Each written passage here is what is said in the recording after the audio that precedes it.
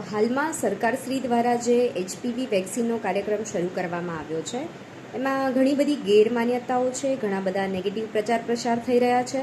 ઘણા બધા લોકો આ વેક્સિનને લઈને ઘણા બધા કન્ફ્યુઝ છે.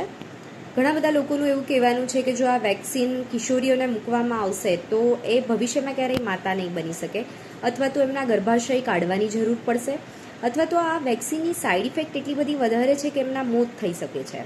તો આ બધી એકદમ તથ્ય વગરની વાતો છે. આ વેક્સિન એકદમ સુરક્ષિત છે અને આ સેમ વેક્સિન 2006ની સાલથી એટલે કે 20 વર્ષથી પ્રાઇવેટ સેક્ટરમાં ઓલરેડી મૂકવામાં આવી રહ્યું છે. લગભગ 8થી 10 હજારના ખર્ચે 9થી 14 વર્ષની દીકરીઓ ઓલરેડી આ વેક્સિન પ્રાઇવેટ સેક્ટરમાં લઈ રહી છે. અને આ વેક્સિનને કારણે જે ગેરમાન્યતાઓ છે એવી કોઈ સાઇડ ઇફેક્ટ નોંધાયેલી નથી. ઘણા બધા લોકોનું એવું કહેવાનું છે કે જ્યારે ગર્ભાશયનું કેન્સર છે એ સેક્સ્યુઅલી એક્ટિવ લોકોમાં થાય છે તો પછી આ વેક્સિન આટલી નાની દીકરીઓને શું કામે મૂકવાનું.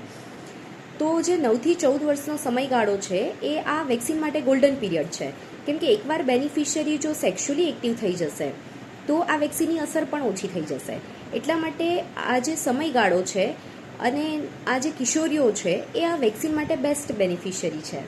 ઘણા બધા લોકોની એવી માન્યતા છે કે કેન્સર વારસાગત રોગ છે, તો પછી અમારા ફેમિલીમાં કોઈ આવું કેન્સર છે નહીં તો અમે અમારી દીકરીઓને શા માટે આવું વેક્સિન મુકાવીએ. તો ગર્ભાશયનું જે કેન્સર છે વારસાગત થતું નથી. એ HPV એટલે કે હ્યુમન પેપિલોમા વાયરસથી થાય છે. અને આ જે વેક્સિન આપણે આપી રહ્યા છીએ એ આ વાયરસથી જ શરીરને રક્ષણ આપે છે, એટલે કે ભવિષ્યમાં થતા ગર્ભાશયના કેન્સરથી બચાવે છે.